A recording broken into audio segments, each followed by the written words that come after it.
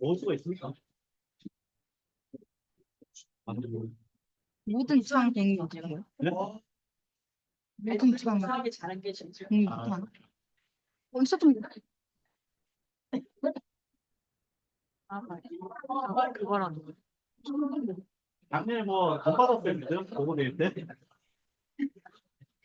돈 받았죠. 5만 원, 10만 원 이렇게 받았죠. 네. 올해도 그거 마련해야 되는데.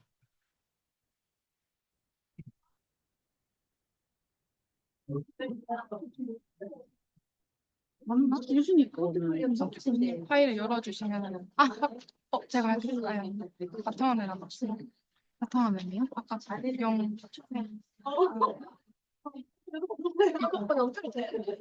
됐어. 나중에 재밌게. 근데 얘가 그러니까요. 얘가 지금 공유가 되고 있는지 모르겠는데 이거 아니에요? 중이래요. 근데 무슨 화면 공유인지 오케이.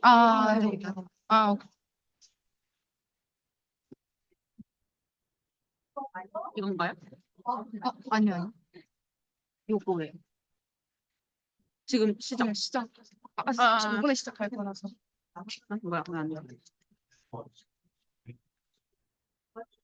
이거 얘만 돼 있으면 얘는 화면 공유돼가지고 저기서 전체 화면 보여요. 아, 저기서 전체 화면. 여기서. 기어스 구형이다. 갑시다, 선수. 네,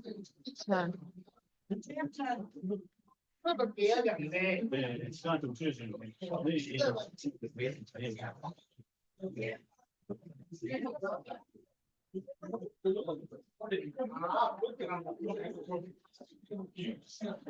알겠습니다.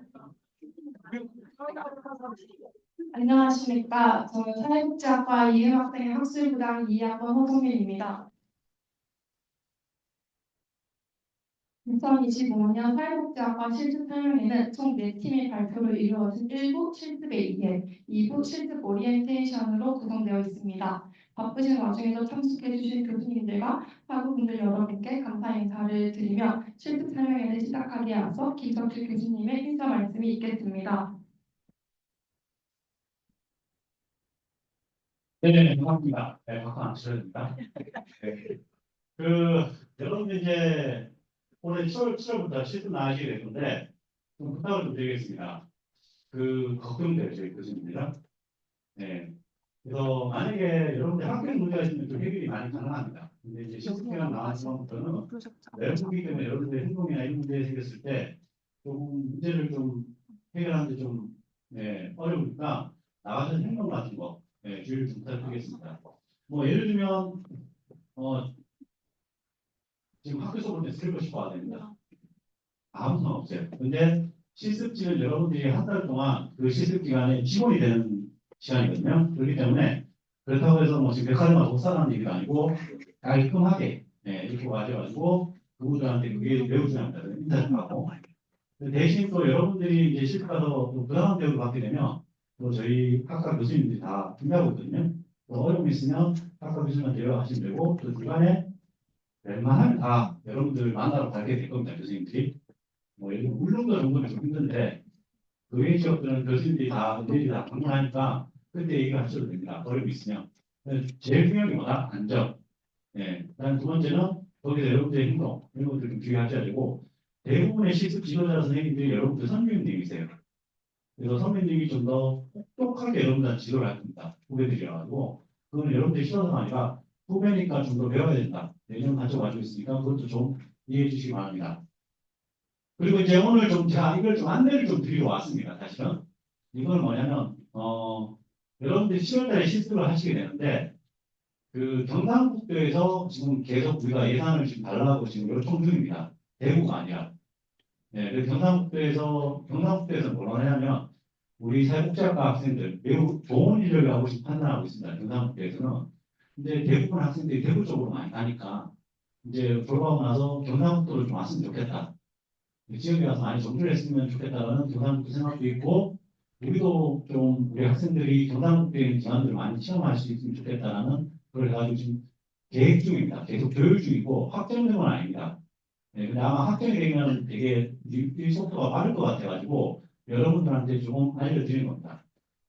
이게 이름은 지역 정주행 사회복지 현장 실습을 해가지고 이제 2차 실습을 8월 달에 할 수도 있습니다. 경상북도에서 실습을 하는 학생들, 대구 말고 뭐 경상도 되고 영주도 되고 뭐 공화도 되겠죠. 그 학생들을 저희들이 좀 선발해 볼까라는 생각이 있습니다. 이거는 이제까지 전국의 어느 사회복지학과도 시도하지 않았던 사업입니다. 우리 학교가 지금 실험적으로 여러분들이 만약에 된다고 하면 이제 확정이 되면 우리가 실험적으로 이걸 하게 됩니다. 어떤 거냐면 여러분들 일단은 7월달에 1차 실습을 하실 거잖아요. 맞죠? 그리고 나서 그 기간에 그대로 한 달 더 실습을 하게 됩니다. 160년 더. 2차 실습을 연달하겠죠. 7월달, 8월달. 예. 그렇게 되면 이제 2차는 심화 형태로 이렇게 진행될 건데 이제 그런 학생들은 저희들이 지원을 하려고 합니다. 예, 지금 아직 확정은 안 됐습니다. 예, 확정은 안 됐는데 그 학생들한테는 한 달 동안 더 실습을 하잖아요. 그러면 그 활동비로 해서 장학금 한 70에서 90만 원 정도를 좀 더 드리고 그다음 또 그 기관에 계시는 분들한테 좀 자문 비슷하게 좀 드려가지고 여러분들이 어차피 대다수 학생들이 고향 돌아와서 하는 학생들이 많은 거 아니에요, 맞죠? 결국에 그러면 만약에 그 종합복장에서 한 달 실습하고 한 달 더 거기서 실습을 하고 이 활동비를 뭐 한 70, 90만 원 정도 드리려고 합니다. 여기에 대해서는 여러분들이 뭐 좋아할지 안 좋아할지 모르겠지만 그래서 1차 실습 같은 경우는 이제 무조건 자격증 때문에 하는 거고 2차 실습은 여러분들이 좀 더 배우는 형태로 하기 때문에 좀 활동하는 범위도 좀 좁히고 예, 그리고 좀 구체적으로 좀 활동하고 그 형식도 이게 좀 자유롭게 좀 진행할 수 있도록 그렇게 만들어 드리려고 합니다. 그래서 혹시나 이제 경북 쪽에서 만약에 실습을 하는데 나 10월달에 실습하고 알바 구하기 힘들고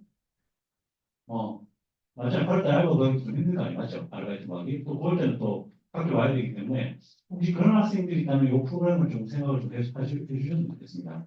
그러면 이제 한 달을 더해서 지원금도 받고 또 지금 장기적으로는 이걸 학점을 인정해 줄까 지금 고민 중입니다. 네, 그러니까 10월때 한 실습 3학점, 그 다음에 8월때 한 3학점 해서 공식적으로 여러분들의 실습을 320시간 한 걸로 네, 그렇게 만들어 드릴까라는 한데 이건 교육처럼 좀 가져가야 됩니다. 그래서 지금은 올해가 지금 첫 실험처럼 하고 있거든요. 그래서 어떻게 될지는 지금 정확히는 모르겠지만 만약에 5월달에 결정이 된다면 아주 빠른 속도로 한 경상북도에서 실습하는 학생들 한 30명 모집할 예정인데 그때 관심 있으면 좀 적극적으로 지원을 좀 부탁드리겠습니다. 네, 혹시 이게 조금 이상하지는 않나요? 아니면 좀 부담이 많이 될 것 같다고 하면 돈을 좀 더 달라고 할 수도 있고 뭐 지금 협의 중입니다. 네, 협의 중인데 대략 이런 기회로 되니까 저도 학생들 되고 보니까 한 70에서 한 90만 원 정도 주면 한 번 더 할 생각을 있다는 학생들도 좀 있고 뭐 아르바이트도 가기 힘들고 이러니까 그래서 아마 그 기간은 어디 해야 된다? 이 돈은 어디서 온다? 경상북도에서 오기 때문에 경상북도 어디 있는 기관이 되겠죠. 네, 어떻게 보면 경상도 되죠. 경상도 경상시니까. 네. 그래서 요거를 한번 좀 기억을 해주시길 바라고 많이 신청해 주셔가지고 올해 만약에 이 사업이 잘 된다고 하면 아마 여러분들 후배들한테도 계속 연장을 해서 저희 근거가 되니까 이게 아마도 이렇게 되면 이제 대한민국의 다른 학교들이 한 번도 시도해보지 않았던 형태의 실습이기 때문에 심한 실습이기 때문에 또 전국적으로도 우리가 또 학과 교육 같은 거 공부도 하고 예, 또 우리가 좀 더 다른 학교보다는 좀 더 현장 교육 더 많이 하고 있다. 이 공부도 될 것 같아가지고 여러분은 좋을 것 같은데 좀 관심 가져주시기 바랍니다. 네. 그 외에 이제 실습하시다가 1차 실습 몇 번 하실 건데 뭐 편하시면 언제든지 연락주시고 학과 사무실 연락주시거나 아니면 교수님한테 연락주시면 도와드리도록 하겠습니다. 건강하게 실습 잘 다녀오시길 부탁드리겠습니다. 네, 고맙습니다.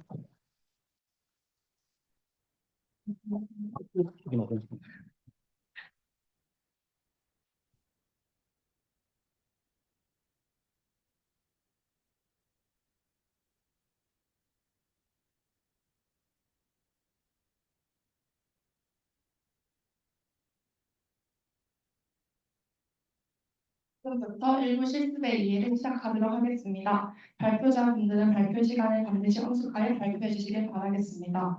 첫 번째로 청곡종합사회복지관에서 실습을 진행한 신재인 학우의 발표를 들어보겠습니다. 지역사회복지관은 사업 관할 지역 내에서 3대 기후보호 사업과 지역 특화 사업으로 운영됩니다. 그 점을 기반하여 발표를 들어주시면 감사하겠습니다. 발표자분 앞으로 나와주시면 감사하겠습니다.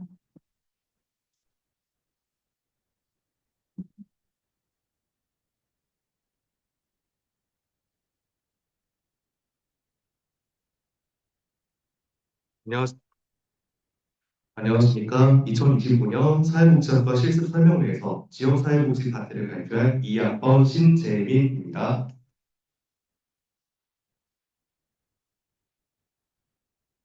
저는 아시아복지재단 산하의 성북종합사회복지관에서 실습을 진행하였습니다.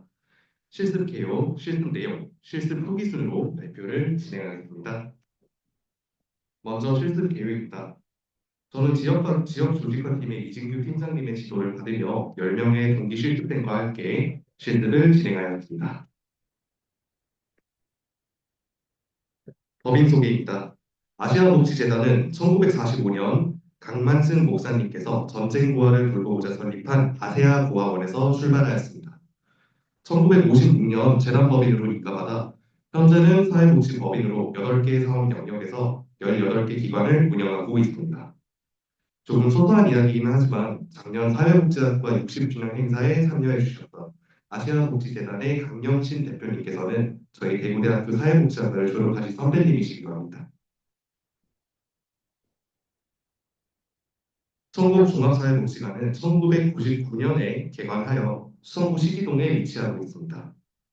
영구임대 아파트 단지 내에 있지 않고 일반 지역 사회에 자리 잡고 있으며 지하를 포함한 6층 구조의 가형 복지관입니다. 복지관 내에는 아시아 재활교육센터, 수성구 자원봉사센터, 가족상담지원센터, 그리고 장애 아동을 위한 선화 어린이집 등 다양한 기관이 함께 운영되고 있습니다. 성공은 사례관리, 그리고 서비스 제공, 지역 조직화라는 복지관의 3대 기능 사업 중심으로 실무팀이 구성되어 있습니다. 관할 지역은 고산 1동, 그리고 고산 2동, 고산 3동입니다. 수성구는 2025년을 기준으로 총 6개의 종합사회복지관이 지역을 6개로 나눠서 사업을 운영하고 있습니다. 성북의 특화 사업은 주민조직화 사업에 초점이 맞춰져 있습니다.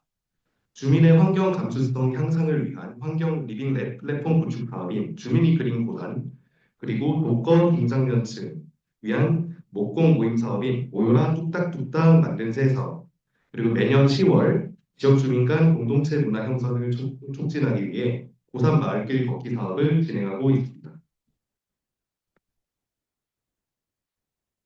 다음은 실습 일정 및 내용을 말씀드리겠습니다. 글씨가 잘 보일지는 모르겠으나 첫 주차에는 이론학습과 수성구 종합사회복지관 연합실습, 그리고 2주차부터는 기능사업별로 실습생 주도형 프로그램이 진행되었습니다.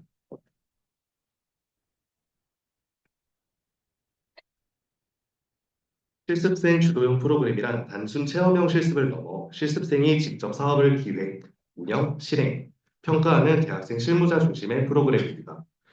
주차별 활동 내용을 조금 더 구체적으로 말씀드리겠습니다. 1주차에는 종합사회복지관의 전반적인 운영과 기능별 사업에 대한 교육이 진행되었습니다. 또한 실무 현장에서 필요한 직장 예절 및 공문서 작성법 등 실무 교육을 받을 수 있었습니다. 이와 더불어 같은 주에 건물, 지산, 함장, 홀트, 황금, 청복, 수성구 내 6개 종합복지관 실습생들이 함께 각 복지관을 라운딩하며 기관별 특성과 특화 사업을 보다 자세히 이해하는 시간을 가질 수 있었습니다.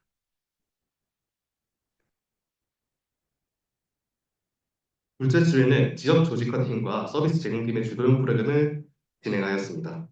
특히 조직화팀에서는 청곡복지관의 특화 사업인 주민이 그린 고산 프로그램에 직접 참여할 수 있었습니다. 지역 주민들로 구성된 주민환경연구원들과 협력하여 리빙랩 활동을 수행하였으며 지역 내 향뜰 어린이집을 방문해 아동들을 대상으로 환경 감수성 향상을 위한 교육 프로그램을 진행하였습니다. 서비스 제공팀에서는 인근 초등학생을 위한 교육 문화 프로그램을 기획하였습니다. 프로그램 기획을 위해 직접 설문지를 제작하여 수요 조사를 실시하였습니다. 조사 내용을 기반으로 결과 보고서를 작성하여 서비스 제공팀에 브리핑하고 또 기획한 교육 문화 프로그램에 대한 슈퍼비전을 받을 수 있었습니다. 셋째 주에는 사례관리팀의 주도형 프로그램을 진행하였습니다. 동기 실습생과 2인 1조로 사례 대상자 가정을 방문하고 초기 면접을 진행하였습니다.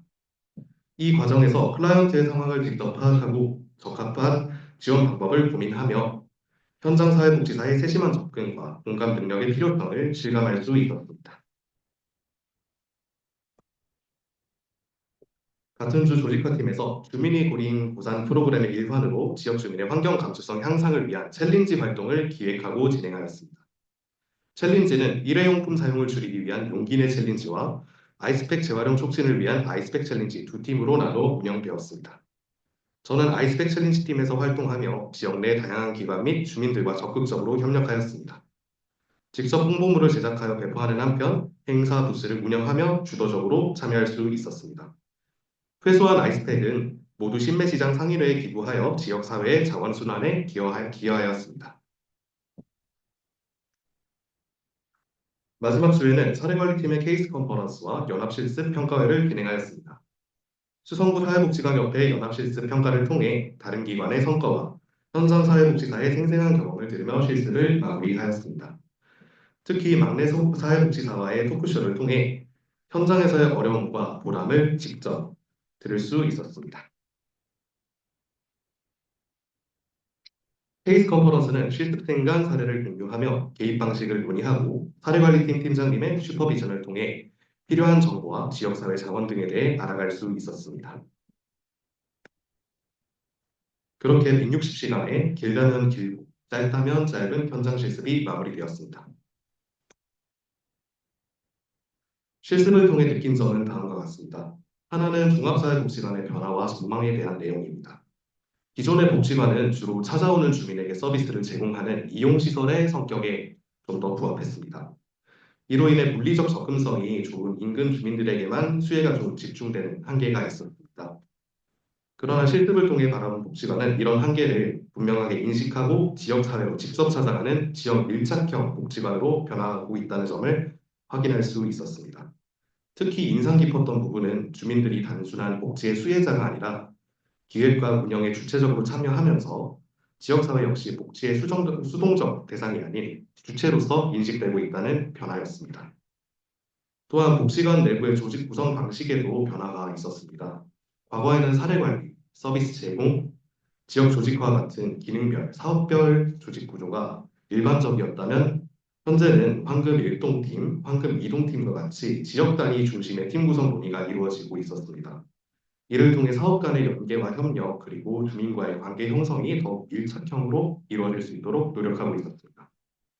두 번째는 봉사활동 경험의 중요성입니다. 이번 실습생 주도형 프로그램을 직접 진행하면서 미리 다양한 현장 경험을 쌓았다면 더 원활하게 실습에 임할 수 있었겠다는 아쉬움이 남았습니다.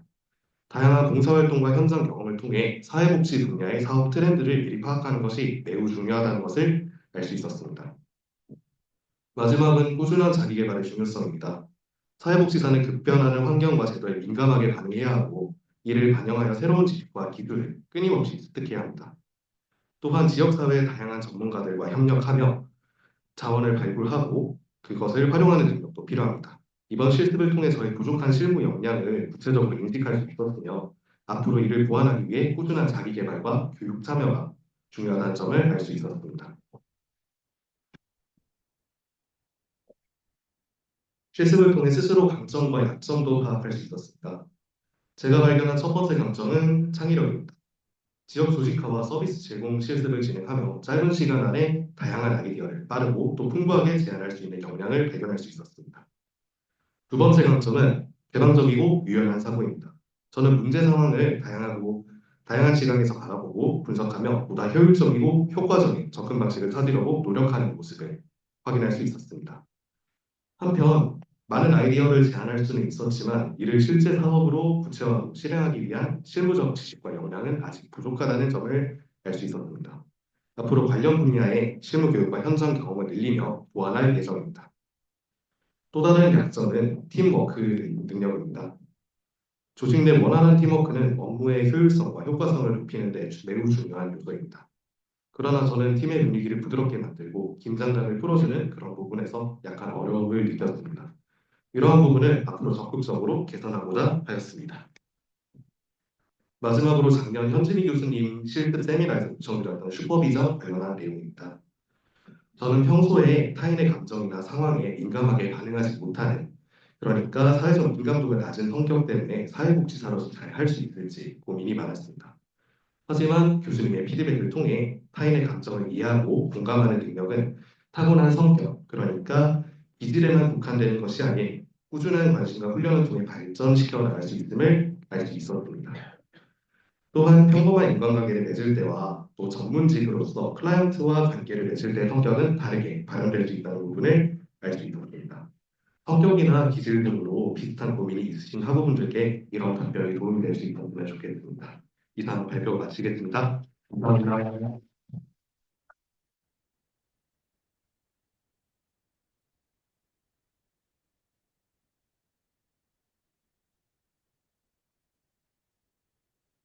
이번 발표에서 복지관의 사업들이 어떻게 지역사회에 기여할 수 있는지 잘 알 수 있었습니다. 좋은 발표 감사합니다.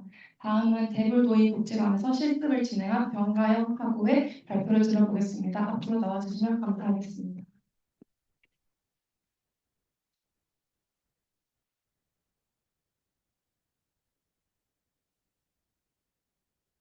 안녕하십니까. 가정복지회 소속인 대불도의복지관에서 4주간 실습을 다녀온 이학번 병가영입니다. 지금부터 발표를 시작하도록 하겠습니다.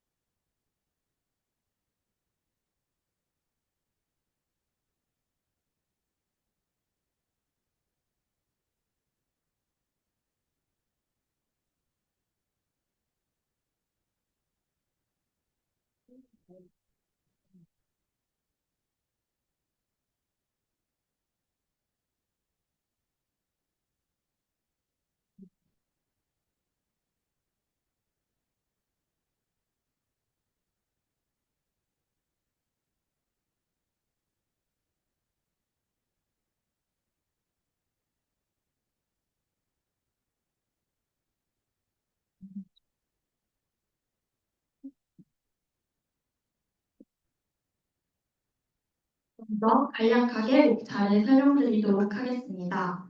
첫 번째로 대불노인복지관과 그의 소속법인인 가정복지회에 대해 간략하게 설명드리고, 두 번째로 대불노인복지관에서의 4주간 커리큘럼을 바탕으로 실습의 주 내용들을 말씀드리려고 합니다. 마지막으로 실습 후에 저의 느낌점을 말하면서 발표를 마치고자 합니다. 먼저 기관 소개입니다. 저의 실습 기관은 대불노인복지관입니다. 대불노인복지관의 미션은 사랑과 정의가 넘치는 어르신이 행복한 북구를 만들어가는 것이고, 비전은 변화와 회복으로 북구 노인복지를 선도하는 데 있습니다. 그리고 대상자의 가치로는 사랑, 기관 운영 가치로는 정의, 종사자의 가치로는 온전히 멋진 기관입니다. 또한 대불노인복지관의 목표는 회원 중심의 서비스 제고, 복합형 프로그램 개발, 노인 관련 네트워크 적극적 구축입니다. 참고로 대불노인복지관은 회원 어르신이 약 5천 명이나 있는 꽤 규모가 큰 기관입니다. 이어 대불노인복지관의 소속법인인 가정복지회 소개입니다. 가정복지회는 1970년에 설립된 사회복지법인으로 사회복지 서비스의 궁극적인 기초 단위는 가정이며, 행복한 가정이 이상적인 사회를 만들 수 있다는 철학과 지역 주민이 지역사회 복지 문제 해결의 주체가 되어야 한다는 신념을 가지고 있는 민간 사회복지 기관입니다. 다음 대불노인복지관의 조직도입니다. 변지용 관장님과 그 외 15명의 직원분들께서 노인복지를 위해 업무하고 계십니다. 다음 대불노인복지관의 주요 사업입니다. 건강생활지원 사업에서는 경로식당 운영이 있습니다. 이 경로식당은 어르신들께서 영양가 있는 점심 식사를 하실 수 있게 제공되는 사업으로 경제적 부담이 되지 않는 선에서 단 1,500원만으로 운영되고 있습니다. 이는 북부 복지관들 중에서 가장 싼 식비라고 합니다. 그래서 그런지 약 300명의 노인분들이 점심 식사를 하고 가시는 인기 있는 사업입니다. 노년 사회화 교육 사업에서는 대불 노인 문화교실, 대불 어르신 힘찬 대학, 자율이용 시민교실 등이 있습니다. 대불 노인 문화교실은 어르신들께 강좌 수요 조사 후 진행되는 문화교실로서 대학교 수강 신청 못지않게 수업 신청이 치열하다고 합니다. 이어 대불 어르신 힘찬 대학은 각 분야의 전문 강사 선생님들로부터 꾸준히 교육을 받게 되면 대학교 시스템처럼 어르신들이 졸업장을 취득할 수 있게 제작한 귀엽고 멋진 사업입니다. 자율이용 시민교실은 기관 내 당구장, 탁구장, 장기바둑실, 노래방, 서예실, 컴퓨터실 등이 있어 이를 자율적으로 이용 가능한 사업입니다. 사회참여 및 권익진지 사업에서는 대불 어르신 신참 축제가 있는데요. 이는 회원 어르신분들이 모이셔서 지역사회 내 문화축제, 바자회, 레포츠 대회 등을 열어 다 같이 즐기고 네트워크 형성 및 구축을 위해 진행되는 사업입니다. 실습 일정입니다. 저는 7월 1일부터 7월 26일까지 총 4주간 실습을 진행하였고 자세한 실습 커리큘럼은 시간 관계상 넘어가도록 하겠습니다. 따로 참고해 주시면 감사하겠습니다. 매일매일 새로운 실습을 하였지만 이를 발표에 전부 다 넣기에는 발표가 길어져 주차별 제가 가장 재밌고 인상 깊었던 실습 내용 몇 개만 발표하도록 하겠습니다. 먼저 1주차입니다. 1주차 둘째 날에는 선배 사회복지사와 만남이라는 시간에서 변지호 관장님으로부터의 격려와 좋은 말씀을 들었습니다. 2주차 넷째 날에는 노인 일자리 혹서기 안전교육 시간을 통해 노인 일자리 사업 어르신들의 치매 검진 보조를 하며 많은 어르신들을 만나 뵙고 같이 이야기하고 도움을 드릴 수 있었습니다. 2주차입니다. 2주차 둘째 날에는 노인인식 캠페인 계획 및 준비를 하였고 2주차 셋째 날부터 다섯째 날까지는 3년 묵은 복지관을 청소하며 복지관을 광내었습니다.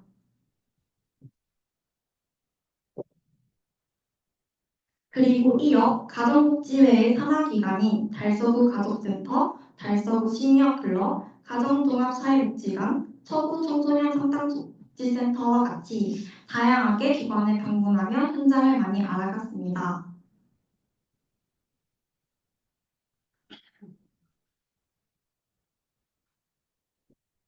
마지막 4주차입니다.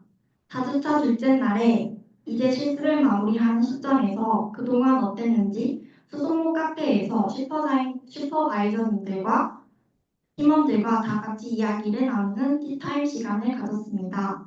그리고 4주차 최종 마지막 날에는 복지관 직원분들 앞에서 심화 실습 과제를 발표를 하였고 관장님으로부터 실습 수료증을 수여받았습니다. 실습을 하고 난 후 주차를 저의 생각입니다. 1주차에는 설레고 열정적인 마음과는 반대로 교육 위주의 활동이 진행되었기에 솔직하게 조금은 지루하기도 했던 1주차였습니다. 2주차 때는 기관으로부터의 출퇴근이 익숙해지고 점차 실습 동기들과 또 사회복지사 선생님들과 친해지면서 현장을 차차 알아갔던 그래서 즐거웠던 2주차였습니다. 3주차는 기관 내 중요한 행사 참여와 대구노인 복지관 실습생 신분으로 다양한 기관 방문을 하면서 본 실습 기관에서의 소속감을 많이 느끼며 더욱 책임감을 갖고 활동하고 열심히 배웠던 3주차였습니다. 마지막 4주차 때는 최종 보고의 날을 위해 정신없이 동기들과 회의하고 슈퍼바이저님으로부터 피드백을 받으며 흘러갔던 힘든 주였지만 지금 생각해보면 가장 많이 배울 수 있었고 알찼던 4주차였습니다. 실습 후 제가 생각하는 자신의 강점, 약점입니다.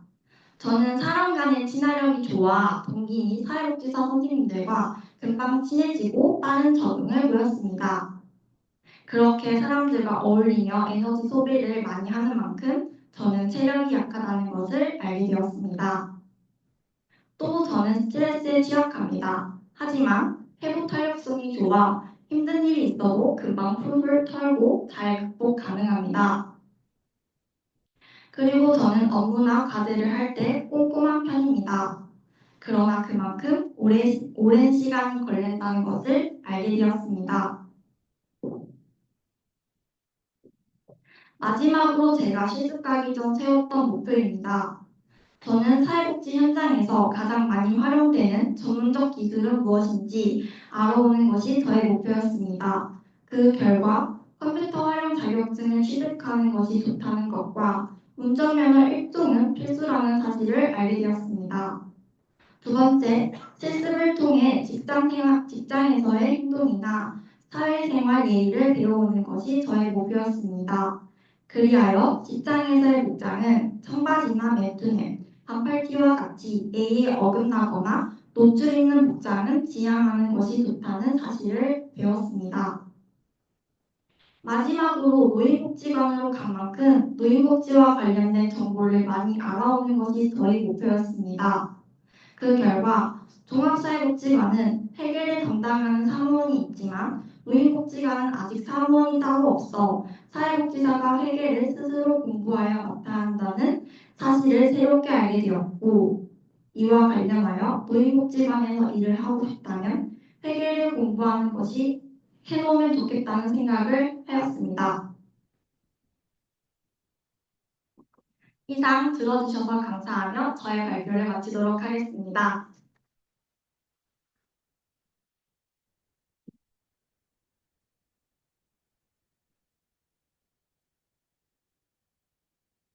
뇌물소인 복지관에 대해 더 깊이 이해할 수 있는 의미 있는 시간이었습니다. 현장에서의 경험이 발표를 통해 잘 전달된 것 같습니다. 좋은 발표 감사합니다. 다음은 울산 중구 중도관리통합지원센터에서 실습을 진행한 김은빈 하부의 발표를 들어보겠습니다. 앞으로 나와주시면 감사하겠습니다.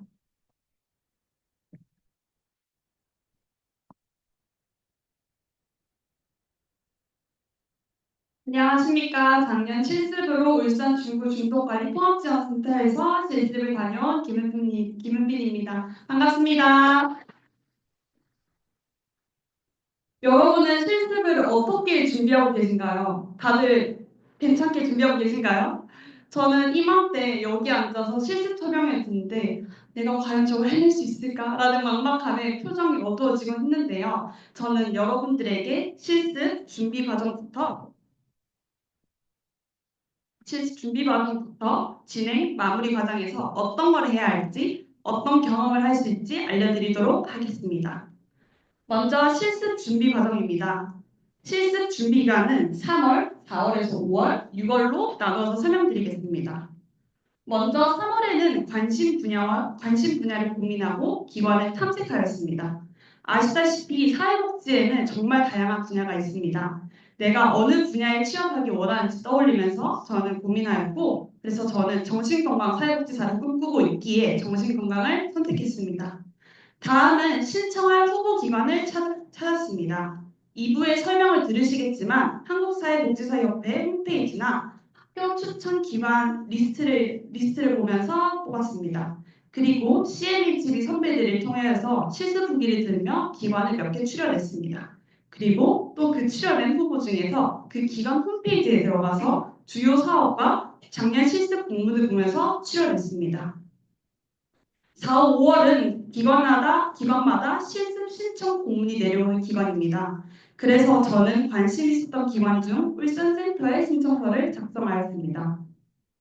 다른 기관 중에 조금 늦게 공문이 내려오는 경우가 있었습니다. 그래서 저는 그때 학과에서 제공해주는 프로파일 파일을 작성해본다거나 작년 신청서에 맞춰서 작성해보는 연습을 하기도 했습니다. 그리고 자소서에 대한 피드백이 받기 원하는데요. 그래서 저는 대학 일자리 플러스 센터에서 피드백을 받아보기도 하고 면접에 대한 피드백도 받았습니다.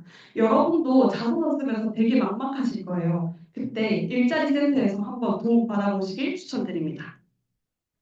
6월은 실습 기간이 확정되고 실습을 준비하는 기간이었습니다. 이때 저는 학과에서 제공해주는 실습 계획서 파일을 작성해보면서 어떤 마음가짐으로 임해야 할지 준비하는 시간을 가졌습니다. 특히 실습 목표를 공들여서 작성했습니다. 제 목표를 간단하게 말씀드리자면 센터 내 회원들과 라프 형성하는 방법을 배우고 중독 기초센터의 사회복지사 업무를 이해하고 경험한다. 그리고 4대 중독 지식을 습득하고 내가 이 직업과 나에게 맞는지 확인하는 것을 목표로 잡았습니다. 저희 기관 같은 경우 실습형 과제로 기관에서 제공해주는 영상과 적용 이론에 대해 공부해야 했습니다. 그래서 저는 책장에 고이 모셔두던 사회복지 실천 기술론 교재와 정신건강 사회복지론 책을 꺼내 공부를 하였습니다. 저는 이 미리 공부한 것을 너무나 추천드립니다. 왜냐하면 실천 기술론에서 배운 기법들을 회원분들과 라포를 형성할 때 적용할 수 있었고, 그리고 변화단계 이론이나 인지행동 이론을 사례 관련 과제에 활용할 수 있었기에 실습 이해도를 높일 수 있었습니다. 여러분들도 기관에서 따로 공부해라 요청하지 않아도 공부하고 가시는 걸 매우 추천드립니다. 7월은 본격적으로 실습이 진행되었습니다. 먼저 저희 기관을 소개해드리자면 울산 중구 태화동에 위치해 있고 알코올 상담센터로 개소하였다가 지금은 4대 중독을 다루는 중독관리 통합지원센터로 변경되었습니다. 주요 사업으로는 고위험군 조기 발견 및 개입 서비스 사업, 중독 폐해 예방 및 교육 사업, 중독 관리 사업, 지역사회 안전망 조성 사업으로 진행합니다. 조직도를 보시면 울산광역시와 중구보건소가 지원하고 의료법인 고담의료재단에서 수탁 운영하고 있습니다. 직원 선생님들은 정신건강 사회복지사이실 센터장님과 간호사 1분, 사회복지사 3분이 계십니다. 실습 일정입니다. 1주차에는 주간 프로그램을 참관하였고 2주차에는 예방교육과 참관과 사례관리 대상을 발굴하였습니다.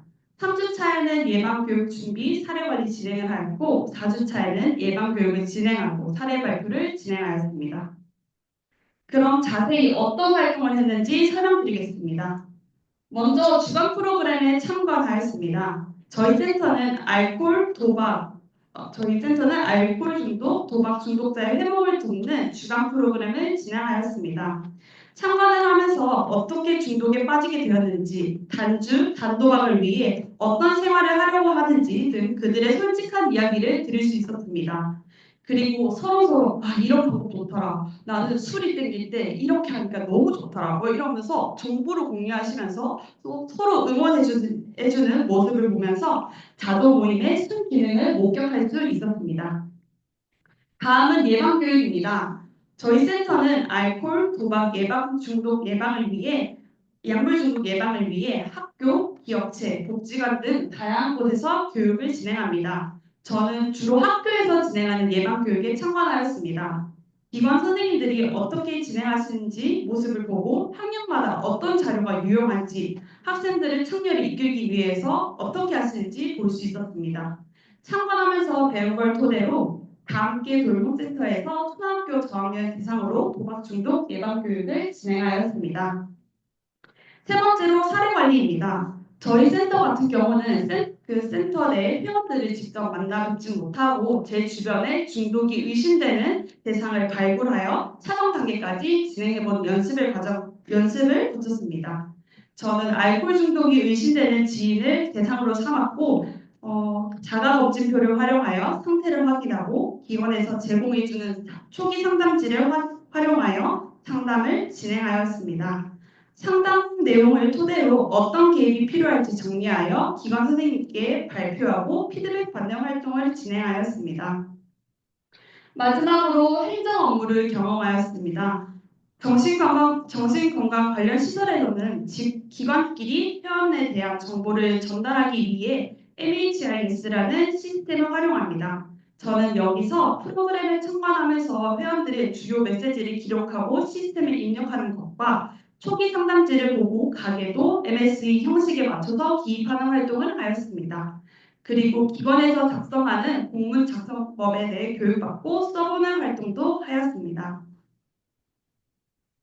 8월은 실습을 마무리하는 달이었습니다. 내가 어느 정도 목표를 달성했는지 정리해보니 이러한 결과가 나왔습니다. 이 중 라포 형성과 업무 경험에 대해 말씀드리고 싶습니다. 여러분들도 실습에 나가면 대상자분들과 라포 형성을 하게 될 텐데 그때 상대가 어떤 특성을 가진 사람인지 인지하고 다가가시길 바랍니다. 저 같은 경우 알파 회원분들 같은 경우는 외향적인 성격이 많기 때문에 되게 쉽게 친해지고 그러셨어요 막 그러기도 하고 되게 빠르게 다가갈 수 있었는데요. 반면 도박 회원분들은 자기 노출을 되게 꺼려하고 내향적인 면이 있었기 때문에 그렇게 하기 쉽지 않고 또 제가 그렇게 다가가니까 되게 부담스러워하셨습니다. 이 부분에 대해서 기관에서 조심해달라는 피드백을 들었기에 여러분들은 그 대상자가 어떤 사람인지 먼저 파악해 보시기 바랍니다. 그리고 업무 경험은 여러분들이 능동적으로 움직여야 많은 경험을 할 수 있다를 알려드리고 싶습니다. 앞에서 봤던 예방교육 진행 기억나십니까?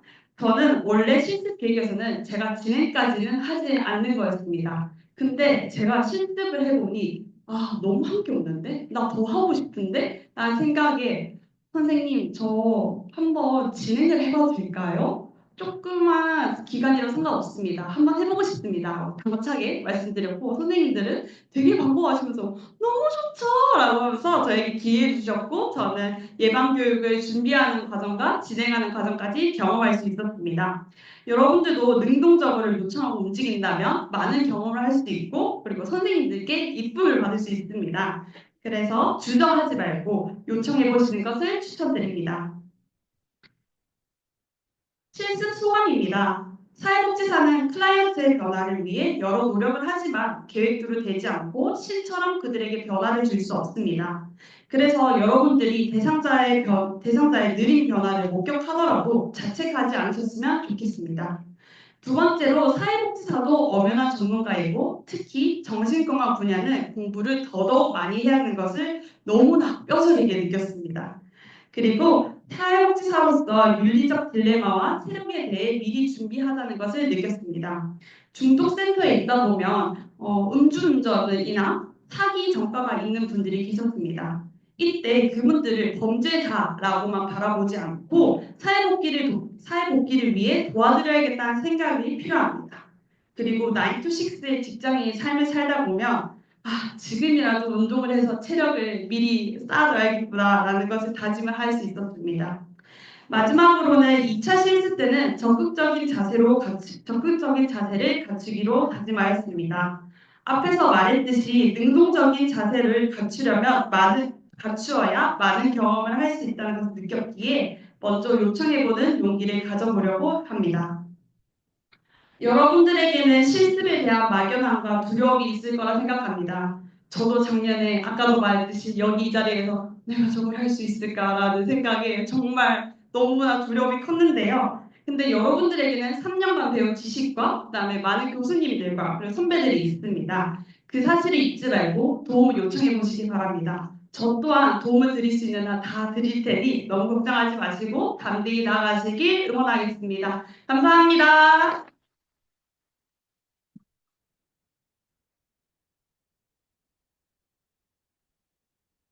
울산 중부 중독관리통합지원센터라는 약물 중독 상담 시설에 대해 자세히 알아볼 수 있었던 좋은 시간이었습니다. 분야가 타 분야에 비해 접근이 쉽지 않았을 텐데 이번 발표를 듣고 관심이 저절로 가네요. 좋은 발표 감사합니다. 마지막으로 울산광역시 시각장애인 복지관에서 실습을 진행한 현인빈 하부를 대신하여 최경숙 교수님께서 발표를 진행해 주실 예정입니다. 교수님 발표 부탁드립니다.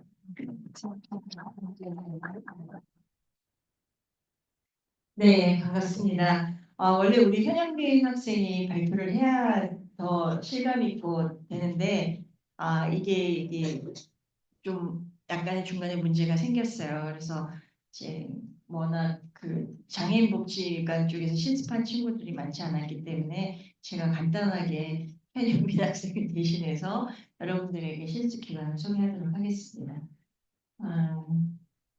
어, 이제 기관을 소개하자면 이제 그 울산시에 잘 하고 있습니다. 뭐 그거는 이제 아마 울산 지역이긴 하는데, 그러니까 여러분들이 보셔야 될 거는 이 기관이 이렇다는 것보다도 시각장애인 복지관에서 이런 실습을 한다는 것에 초점을 맞춰서 이해하시면 될 것 같아요.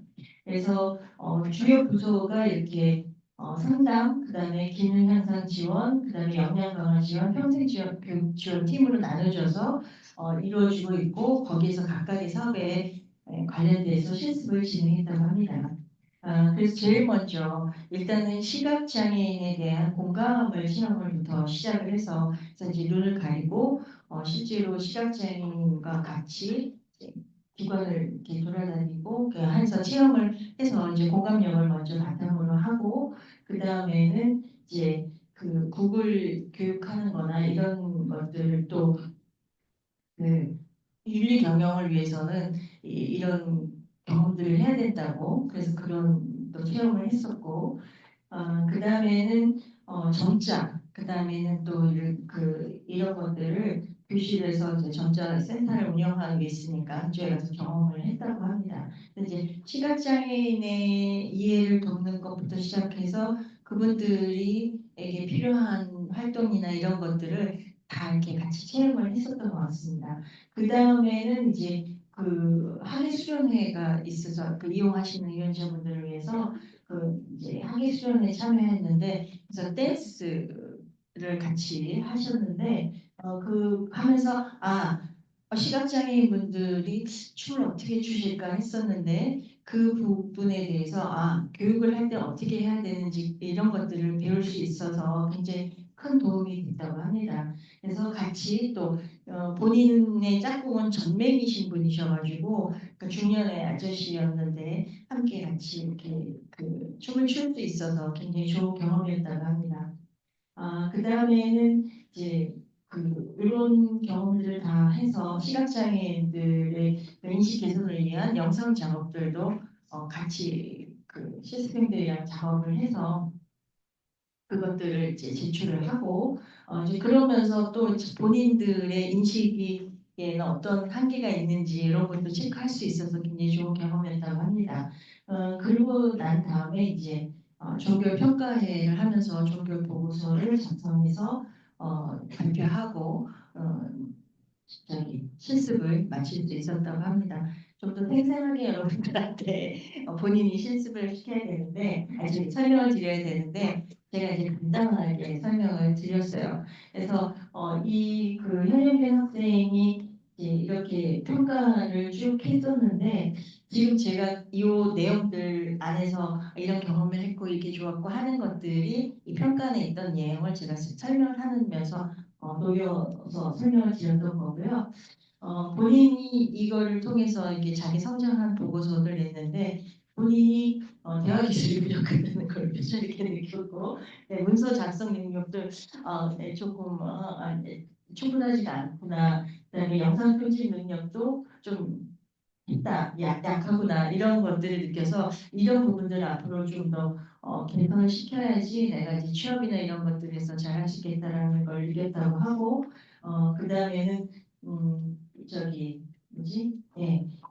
팀장으로서의 역할을 잘 완수했고 또 이렇게 차근차근하게 그 동료들하고 이렇게 진행할 수 있었던 부분들이 이렇게 자기 분석에 대한 것들을 잘 마무리를 하면서 굉장히 실습을 통해서 사회복지사로 선정할 수 있는 발판을 많이 마련했다라는 얘기를 제가 들어서 전달해 드립니다. 그래서 여기까지가 이제 좀 나름대로 분야별을 했는데, 이제 학과 추천 리스트를 했더니만 이 우리 실습생들이 거의 다 종합사회복지관에서 실습을 하는 거예요. 그리고 아직 내가 그 진로를 아직 결정을 못한 상황이 되다 보니까 일단은 다양하게 복지를 기본적으로 종합선물 세트처럼 할 수 있는 사회복지를 경험할 수 있는 종합사회복지관에서 실습해야겠다는 친구들이 굉장히 또 많았고, 그래서 거의 작년 같은 경우에는 한 70% 정도가 종합사회복지관에서 했기 때문에 이 발표하는 분들을 선별하기가 굉장히 어려웠었습니다. 그래서 이제 아까 울산 중독 통합관리센터도 사실은 슈퍼바이저가 정신건강 전문요원이 아닌데 우리 실습생이 굉장히 열심히 했었고 중도통합관리센터가 울산에만 있는 게 아니기 때문에 또 우리 대구에도 잘 운영이 되고 있는 곳들이 동구나 뭐 이런 데 있으니까 그런 데들을 여러분들이 선택할 수 있게 하기 위해서 발표를 했는데 역시 발표를 굉장히 잘했네요. 교수님이 추천을 해주셨는데 그리고 이제 청곡종합사회복지관 같은 경우에는 이제 종합사회복지관은 이제 법인도 되게 중요하니까 이제 그런 것들 하시면 좋을 것 같고 그래서 이렇게 분야별로 선별해서 간략하게 좀 보고를 했고요. 그다음에 이제 우리 그 실습을 굉장히 잘 시키기 위해서 체계적으로 프로그램도 운영하고 지도도 또 굉장히 열심히 해주시는 기관이 있는데 우리 학교 학생들이 지원을 많이 안 하고 있어요. 여러분 선배들이 거기서 굉장히 후배들을 위해서 준비를 하고 계시는데 그래서 제가 좀 모셨어요. 와서 우리 학생들한테 이전 학생들이 그 실습 기관을 정해야 되는 시기이니까 오셔서 조금 홍보를 좀 해주시면 좋겠다 해서 제가 화극종합사회복지관의 슈퍼바이저 세 분을 모셨습니다. 그래서 이 슈퍼바이저 선생님들께 이 한국종합사회복지관에서 실습 지도를 어떻게 준비하고 운영하시는지에 대해서 간단하게 좀 들어보도록 하겠습니다. 봐주시죠. 네.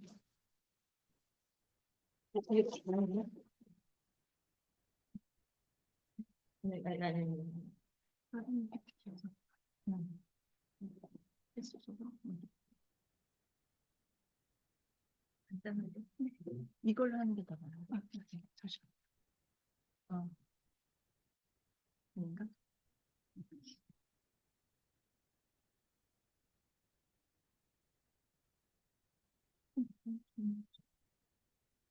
꺼졌어.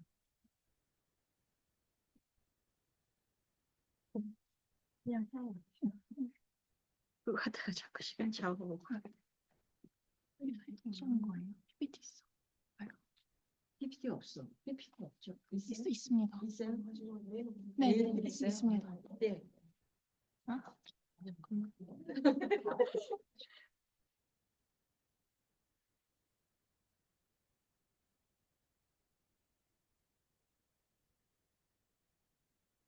우리 진행자들 속하게 얘가 이렇게 말을 잘 안 듣네요.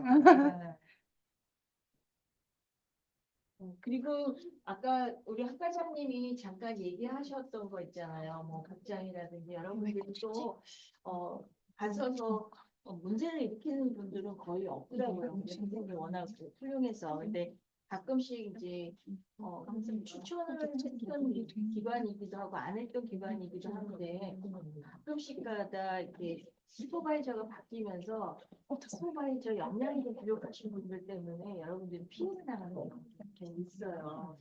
그래서 그런 경우에는 그 한라인을 이용해서 여러분들이 정확히 신고를 할 수 있는 시스템을 만들어 놨어요. 근데 그거를 이제 실습하기 나가기 전에 이론 교육을 할 거거든요. 실습적 이론 교육을 그때 이제 기록하는 거라든지 뭐 이런 것들을 세세하게 할 테니까 그때도 또 빠짐없이 참석하셔서 들어주시면 될 것 같아요. 그때 또 같은 출결 사항으로 진행을 되는 겁니다. 네, 제가 이제 정신을 차렸네요. 네. 안녕하세요. 저희는 환경복지관에서 사회복지사로 일을 하고 있고요. 저는 함께할 지도팀의 김문주, 최동혁, 소리소문팀의 홍담이 사회복지사입니다. 반갑습니다. 저희 복지관은 실습 지도자가 3명이에요. 담당자가 3명이라서 아마 다른 기관보다는 저희 복지관에서 실습을 하게 되면 조금 더 밀착해가지고 슈퍼바이저와 얘기 나눌 수 있는 시간이 많을 것 같습니다. 여러분들 실습 기간을 혹시 어떻게 선택하세요? 집이랑 가까운 곳? 아니면 과제가 없다고 소문난 곳? 물론 그런 것들이 이제 선택의 기준이 되기도 하지만 사실 한 달이라는 시간이 짧지는 않은 시간이잖아요. 그래서 어떻게 하면 조금 의미 있게 한 달을 보낼 수 있을까라는 생각들이 또 하나의 기준이 됐으면 좋겠다라는 생각을 좀 해봤습니다. 오늘 또 여러분들의 시간을 이렇게 뺏게 됐는데 아까 교수님께서도 말씀하셨다시피 저희 복지관에 대구대학교 학생들이 잘 오지 않더라고요. 그래서 저희 복지관에서는 오늘 얘기를 이렇게 우리 복지관에서는 어떻게 실습을 진행을 하고 있는지 말씀을 좀 드리고 혹시나 관심 있는 학생들이 있으면 저희가 이렇게 찾아다니면서 얘기를 좀 드리는 게 좋을 것 같아가지고 시간을 좀 빼달라고 교수님께 부탁을 드렸습니다. 어, 저희 오늘 해볼 이야기는 사회복지사로 한 달 살기라는 이야기입니다.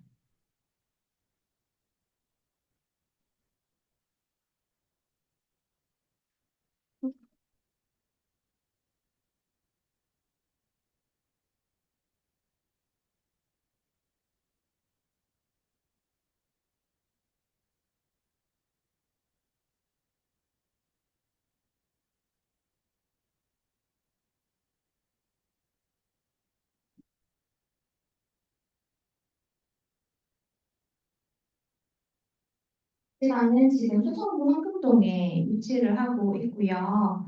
복지관마다 지금 구역을 다 나눠서 관할을 하고 있는데 저희 복지관은 황금 1동, 2동 이렇게 주변으로 주민들을 만나고 있습니다.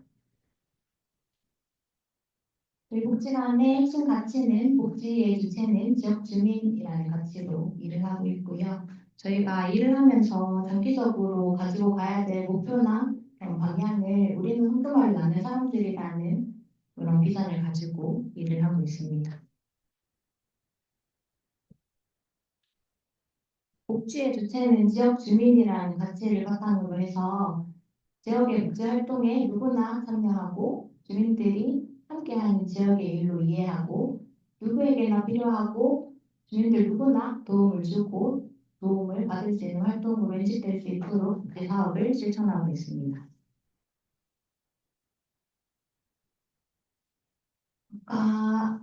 저희 복지관은 황금 1동이랑 2동에서 주민들을 만나고 있다고 말씀을 드렸잖아요. 저희 복지관은 황금 1동에 있는 영구임대 아파트 단지가 있어요. 영구임대 아파트 단지 안에 있는 종합사회복지관입니다. 그래서 이제 예전부터 좀 영구임대 단지 아파트 안에 있는 주민들 위주로 사업이 진행이 됐습니다. 저소득층을 대상으로 하거나 아니면 독거노인분들, 장애인분들을 대상으로 사업을 주로 진행을 했어요. 그래서 복지관이 있는 영구임대 아파트 단지 밖을 나가면은 복지관이 있는지조차 모르는 주민들이 많더라고요. 그거는 지금도 마찬가지예요. 그래서 앞서 말했다시피 이제 복지 사업은 저소득층만을 위한 것이 아니잖아요. 주민들 누구나 주고 누구나 받을 수 있는 일로 인식이 되어야 하는데 저희 복지관이 위치해 있는 지리적인 환경은 그렇지가 못했어요. 그래서 이제 저희 복지관을 옮길 수 없잖아요. 그래서 복지사들이 밖으로 나가기 시작했습니다. 밖으로 나가서 직접 주민들을 만나기 시작했고요. 기존의 복지 사업들은 보통은 사회복지사가 기획을 하고 일방적으로 수행하는 형식의 사업들이 많았거든요. 예를 들면 저소득층 아동들 공부방 사업이나 아니면은 독거 어르신들 우울감 해소 사업 그런 사업들이 많았다고 하면은 저희가 직접 나가서 지역 주민들을 만나고부터는 주민들의 의견을 듣고 서로 소통해가면서 지역에 필요한 복지 사업을 만들어가고 있습니다. 저희는 이거를 편의상 지역 밀착 사업이라고 하는데요. 왜 아까 팀 이름이 이렇게 나눠져 있지라고 조금 궁금해하셨을 수도 있는데 저희가 지역 주민들을 만나면서 이제 복지관이라고 하면 조금 아직까지는 여전히 좀 저소득층을 대상으로 한다는 인식이 조금 있어서 저희 팀이 지역 주민들하고 조금 더 쉽게 다가갈 수 있도록 팀 이름을 만들었습니다.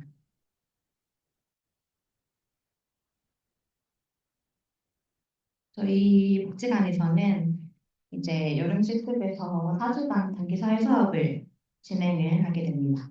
지역으로 나가서 직접 주민들을 만나고 의견을 듣고 사업을 계획하고 진행하고 사업이 끝난 뒤에는 어떤 점이 좋았는지 어떤 점이 조금 아쉬웠는지 이런 후기를 나누는 시간을 좀 가지게 됩니다. 좀 이렇게만 얘기하면 막연하실 것 같아서 작년에 어떻게 실습을 진행했는지 얘기를 좀 들어보겠습니다.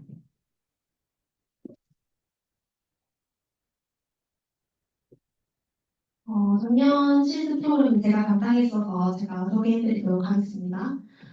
우선 저희가 익히 알고 있는 사업의 단계가 이렇죠. 학교에서 배우는 주민들을 만나고 의견을 나누고 사업을 계획하고 진행하고 피드백을 주고받고 하지만 실제 현장에서는 이런 과정이 제대로 이루어지고 있는 것만은 같지 않아요. 사회복지사가 임의로 문제를 파악하고 프로그램을 짜고 거기에 참여할 주민들을 찾죠. 그래서 저희는 저희가 알고 있는 사회복지의 과정을 실천하기 위해서 이러한 방식으로 실습도 진행을 하게 됩니다. 작년에 했던 활동은 황금 이동에서 여름축제를 진행하는 거였어요. 이 사업의 취지는 요즘 아이들은 학교를 끝나면 학원에 가고 굉장히 저희보다 더 바쁜 생활을 살고 있더라고요. 제가 어렸을 때는 이웃사촌이라는 말이 있었는데 지금은 좀 이제 교과서나 책에서만 볼 수 있는 이야기인 것 같아서 아이들이 좀 동네에서 친구들과 어울리고 주민들을 만나고 좀 그런 시간을 가지게 할 수 있으면 좋겠다라는 생각에 이런 축제를 기획을 했고 사회복지사가 생각하고 프로그램을 짜는 것이 아니라 지역으로 나가서 주민들께 물어봤습니다. 동네에 있는 학원들, 사업의 대상자인 아이들이 있는 곳에 찾아가서 물었어요. 어떤 사업을 하고 싶은지, 우리가 이런 축제를 기획할 건데 너희들이 원하는 부분이 어떤 게 있는지 보시면 투표가 이루어졌는데 여름 축제에 무엇을 할 건지 물어보고 의견을 받았습니다. 친구들이 앞에 문항이 없는 부분에 대해서는 주민들의 의견을 피력해주기도 했습니다. 저희는 이런 조사를 통해서 아이들의 욕구를 알게 됐고 그 욕구를 반영해서 주민들과 만났습니다. 이 주민분들은 황금 이동에 거주하고 계시는 분들이신데 이분들이 우리 동네 아이들이 좀 행복한 즐거운 시간을 보냈으면 좋겠다 하는 마음을 가진 분들을 모아서 사업 계획을 같이 하고 실행까지 해보는 시간을 가졌습니다. 이분들은 주민분들 이시고 실습생도 같이 참여를 해서 사업의 계획부터 실행까지 해보는 시간을 가졌어요. 아까 복지관에서 복지 주체는 지역 주민이라고 했는데 복지관이 일반적으로 사업을 기획하고 주민들에게 제공하는 것이 아니라 우리 동네 주민이 우리 동네를 위해서 활동하는 그런 공동체를 만들기 위해서 주민들이 주인으로서 활동할 수 있도록 하기 위해서 이런 주민들과 함께하는 시간을 사전 모임을 가졌습니다. 이곳에서 어머니들이 의견이 여러 가지가 있었어요. 물론 축제를 하는데 안전은 어떻게 할 것인지, 우리 주민들이 아이들 위해서 어떤 부분을 해줄 수 있는지, 아니면 아이들이 많이 오니까 간식을 내주면 좋겠다. 나는 어떤 역할까지는 할 수 있다. 본인들이 직접 생각을 해서 주도적으로 사업을 계획하는 그런 시간을 가졌습니다. 그날 아이들의 모습인데요. 진짜 너무 즐거워했고 사업 후에 피드백 시간을 가졌을 때도 주민분들이 이런 이야기가 있었어요. 동네에 아이들 웃음소리가 들릴 일이 많이 없었는데 이날은 참 아이들 웃음소리를 원없이 들어서 좋았다. 그리고 또 그 순간에 내가 할 수 있는 역할이 있어서 참 기뻤다. 이런 얘기를 해주셨거든요. 그리고 아이들이 처음에는 같이 온 친구들도 있었고 쭈뼛쭈뼛 넘어서 잡고 온 친구들도 있었는데 와보니까 좀 시간이 지나 보니 좀 친구를 사귈만 한 거예요. 그래서 여기서 친구를 사귀어가는 친구들도 있었고 처음에는 어쩔 줄 모르고 있다가 축제를 즐기는 그런 모습을 발견하기도 했습니다. 아이들이 신나게 놀고 있을 때 같이 온 어머니들은 본인들끼리의 또 시간을 가졌어요. 주민 공동체를 만들기 위해서는 이렇게 주민들을 모으고 같이 좀 할 수 있는 시간을 주어주는 게 중요하다고 생각하는데 이런 축제를 단순히 즐기는 것에서 그치지 않고 이분들이 만날 기회가 없었잖아요. 그래서 그 기회를 제공함으로써 좀 공동체를 형성할 수 있는 발판을 만들어주지 않았나 싶습니다. 그리고 이런 축제는 주민분들이 만드셨죠. 주민분들이 기획부터 준비 시행까지 하시고 우리 동네, 우리 이웃들을 위해서 만들어준 축제였습니다. 저희는 국제 주체는 지역 주민이라는 가치를 가지고 실습생이 사회복지사로서 같이 참여를 해서 그 사업을 기획을 하고 처음부터 끝까지 계획을 하고 실행을 하고 주민분들과 의견을 나누는 그 시간까지 가질 수 있도록 사업을 진행을 했고 실습 기간 동안 그렇게 이루어졌습니다.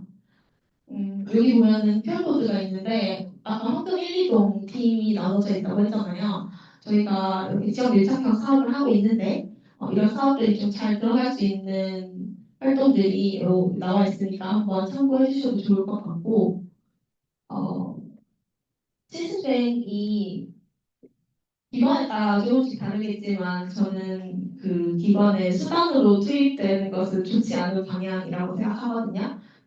가서 마냥 교육실에 들어가서 교육만 듣는다거나 아니면 사업에 필요한 손이 보탬이 된다거나 중요할 수 있지만 학교에서 이론적인 거는 많이 다 배우셨을 거라고 생각해요. 그거를 본인 현장에 진짜 나오기 전에 투입이 돼서 내가 사회복지사에 경험을 할 수 있는 게 실습이잖아요. 사회복지사로서. 저희는 그런 실습을 지향하고 있거든요.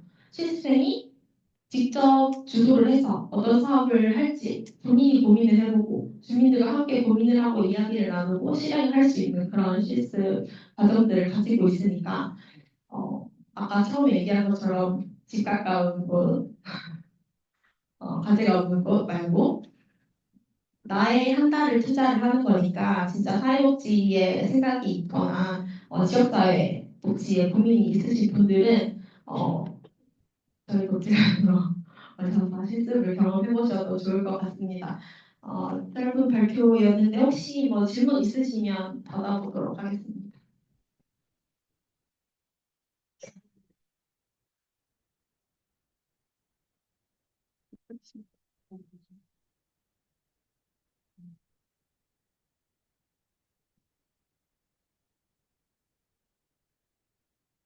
네, 지금 선생님 얘기하신 거에 굉장히 중요한 포인트가 있는데 선생님도 아직 여러분들 아직 실습을 안 해봤기 때문에 잘 모르실 수도 있을 것 같은데요.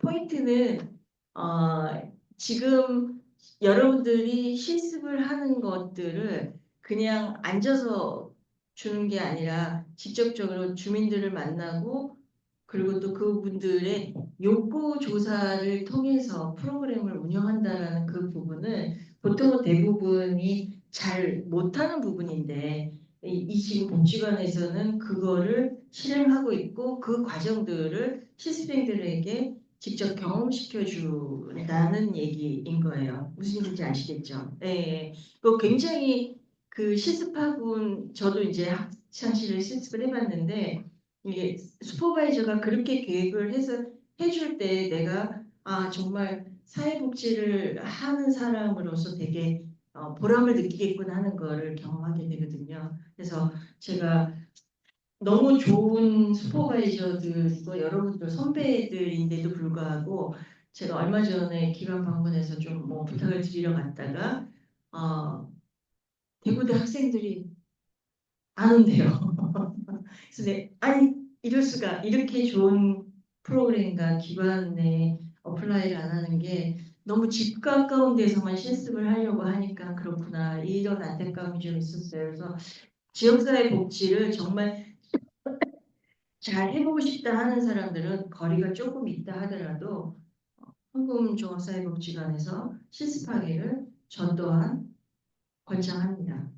네. 그리고 지금 우리 발표하신 분들이랑 또 우리 지금 항공조사사회복지에서 멀리서 또 오셨는데 오신 선생님들한테 나중에라도 궁금한 게 있으면 학과 사무실에다 얘기를 하시면 저희가 이제 중계를 해서 선생님들이 여러분도 뭐 연락처나 뭐 이런 거 주시면 연결해서 답변을 드리도록 하겠습니다. 오케이?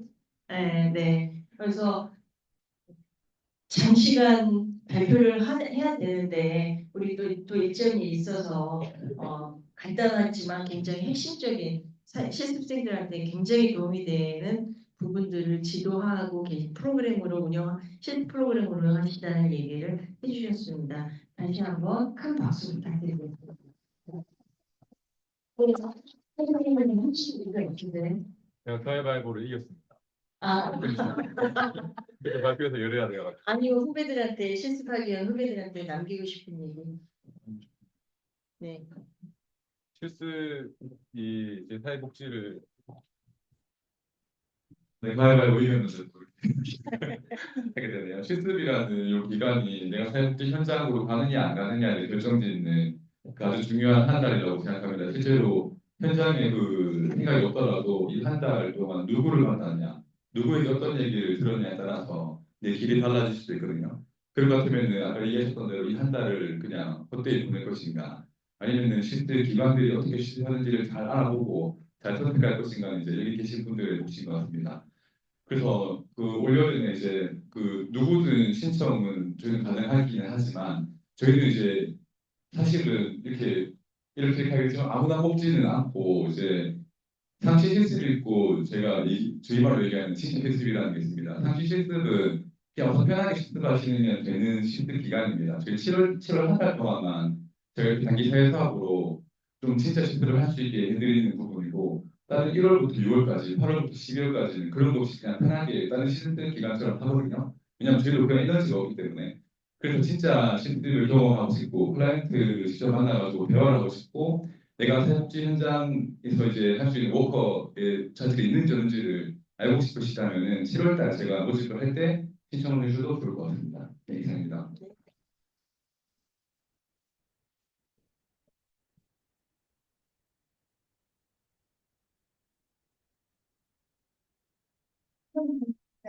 알 수 있었던 시간이었습니다. 저도 프로그램 및 사업에 대해 얘기를 듣고 큰 관심이 가는데요. 여러분도 큰 관심 부탁드립니다. 이렇게 마지막 순서까지 1부 실습의 일을 마쳤습니다.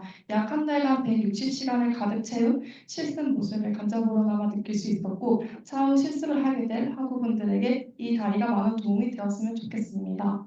발표를 준비해 주신 모든 분들에게 다시 한번 감사의 말씀을 전하며 1부 실습의 일을 마치겠습니다. 2학기의 사회복지 현장 실습 세미나를 수강할 학우분들께서는 2부 실습 OT에 반드시 참석해야 하는 점 알아주시면 감사하겠습니다. 그리고 명단을 작성하지 않으신 분들은 2부 실습 오리엔테이션이 끝난 후 뒤에서 명단을 작성하시고 가주시면 감사하겠습니다.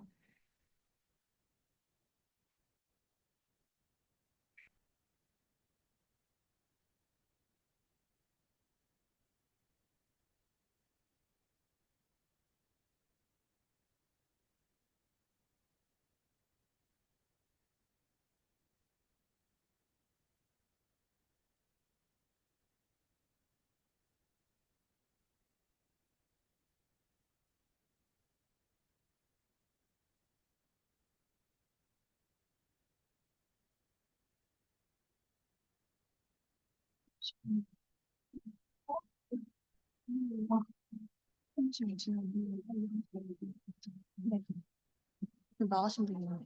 저희 지금 쉬는 시간 없이 바로 OT 진행할 거라서 자리에 참석해 주시면 감사하겠습니다. 그냥 1학년 애들은 아, 잠시만요. 일단 앉으시죠. 네.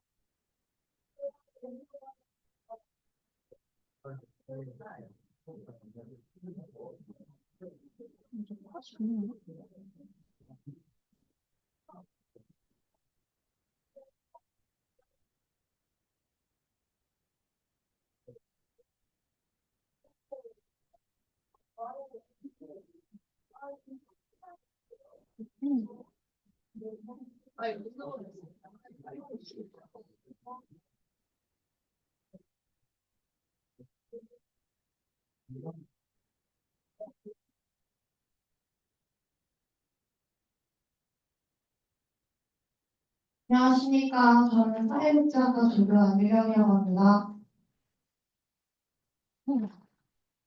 이번 참석해주신 학생 여러분께 감사드리며 지금부터 사회복지 실습 오리엔테이션 중 행정 실습 절차에 대한 설명을 시작하도록 하겠습니다.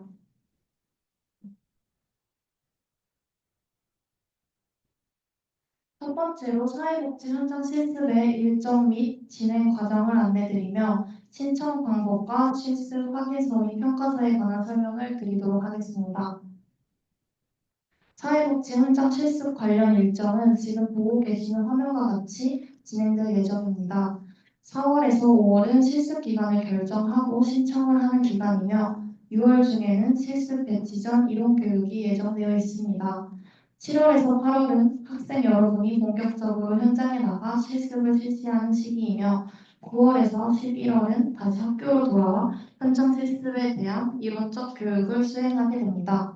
마지막으로 11월 중에 있을 실습 보고회와 실습 평가회까지 올 한 해의 대략적인 실습 일정이라고 말씀드릴 수 있겠습니다. 다음 페이지부터 일정과 관련한 상세 내용을 알려드리도록 하겠습니다.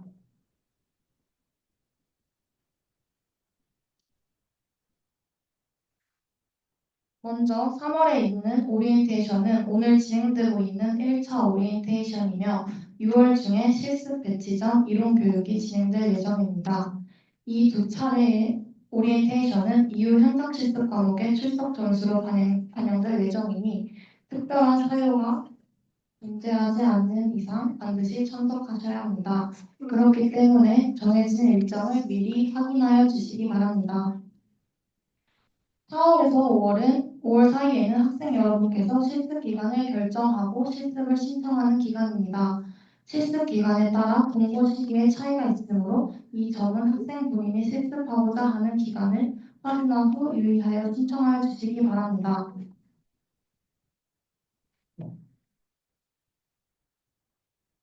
7월, 8월 여름방학 때 학생분들이 본격적으로 실습을 시작하게 됩니다. 이때 교수님들께서 실습 현장 지도를 하기 위해 각 기관에 방문할 예정입니다. 실습 중 기관에 방문하여 현장을 지도해 주시는 교수님은 2학기 수강 과목인 사회복지 현장 실습 교과목 담당 교수님이 아닐 수 있으므로 실습 확인서에 실습 세미나 담당 지도 교수님 성함을 착오 없이 기입하시기 바랍니다. 그리고 학생분들은 8월 수강 신청 기간에 사회복지 현장 실습 교과목을 꼭 해주셔야 합니다. 그래야 실습이 인정되기 때문에 수강 신청에 유의하여 주시기 바랍니다. 마지막으로 실습 보고회 및 실습 평가회를 진행하고 실습이 종료됩니다. 지금 보여드리는 화면이 현장 실습 신청서의 대략적인 양식이며 학과 홈페이지의 공지사항 서식 자료실에서 다운받으실 수 있습니다. 신청서를 작성하실 때 유의할 점은 실습 기간명을 정확히 기입해 주셔야 합니다. 기관의 홈페이지나 개별 문의를 통해 실습하고자 하는 기관의 정확한 명칭을 기재해 주셔야 합니다. 실습 신청서는 기관에 제출하는 것과 달리 실습 기간이 확정된 경우에 학과 사무실에서 해당 기관으로 공문을 발송하는 공문 서류를 작성하기 위한 접수증과 같은 것입니다. 따라서 학생분들은 실습이 확정된 실습 기간에 대한 정보를 기재하여 실습 신청서를 작성하시고 학과 사무실로 제출해 주시면 됩니다. 제출 방식은 이메일 또는 직접 제출 모두 가능합니다. 2학기 사회복지 현장 실습 교과목에서 인정받을 실습 기간 한 개를 선택하여 신청하셔야 하고 그리고 실습 신청서는 반드시 실습 기간과의 상의 및 면접 등을 진행한 후에 확인된 경우 제출 바랍니다.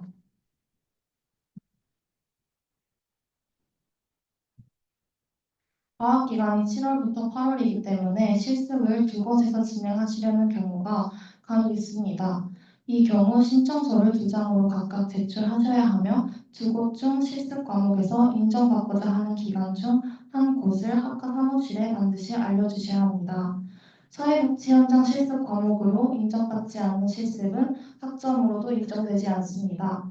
하지만 실습을 진행하게 되는 경우에도 기관에 공문을 발송해야 하므로 신청서는 제출해 주셔야 합니다. 또한 실습은 같은 기간에 복수적으로 진행할 수 없기 때문에 실습을 진행하려는 기간이 변경될 경우 학과 사무실에 알려야 합니다. 화면에 보이는 것은 사회복지 현장 실습 신청서의 일부분입니다. 여기서 주의할 사항은 실습을 두 곳을 진행하는 경우 혹은 전년도에 실습을 인정받았지만 선택적으로 이번 연에도 다시 실습을 진행하는 경우 해당 체크박스를 체크하여 제출해 주시면 됩니다. 상세 일정에서 안내드린 것처럼 8월 수강 신청 시에는 반드시 사회복지 현장 실습 과목을 신청하셔야 하며 이를 수강하지 않을 경우 실습을 인정받으실 수 없습니다. 반드시 실습을 진행한 연도에 2학기에 사회복지 현장 실습 과목을 수강하여야 합니다. 올해 2025학년 2월 6일부터 실습 확인서는 자격증 신청 서류에 반영되지 않습니다.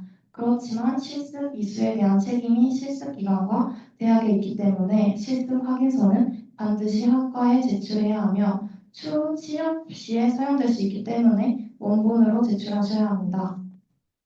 실습 확인서는 기관에서 학과 사무실 우편으로 보내는 경우도 있지만 직접 학생분이 받으실 수도 있습니다. 그럴 경우에 학과 사무실로 직접 제출 바라며 원본으로 제출하시기 바랍니다. 발급된 확인서는 학과 사무실에서 보관하고 있다가 졸업 후에 취업 관련 서류로 제출할 수도 있으니 졸업 시에 학과 사무실에서 수령하시면 됩니다.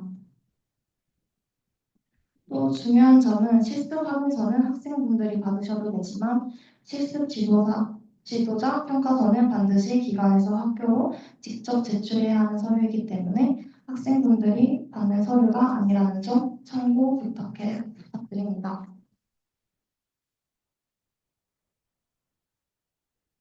학생분들의 이해를 돕기 위해 준비한 현장 실습 확인서의 전체적인 모습은 이러한 형태입니다.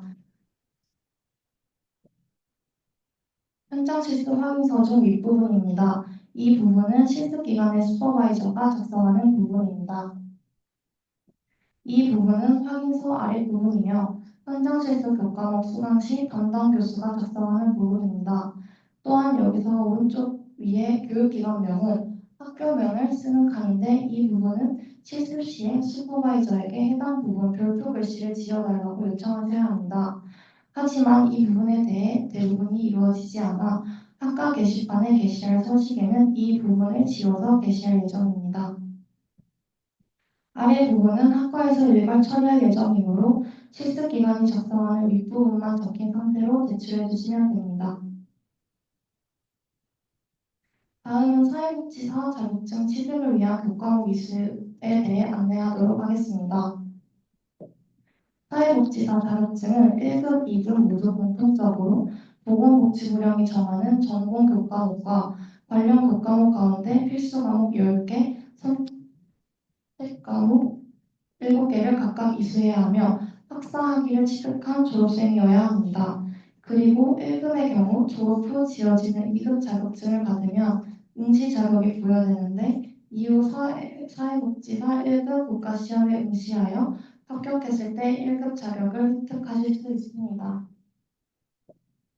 화면에 나오는 과목이 자격증 취득을 위한 필수 이수 과목입니다. 필수 과목은 사회복지 현장 실습 과목을 포함한 10과목을 반드시 이수하여야 합니다. 앞에 선택 이수 과목 중 7과목을 이수하셔야 합니다.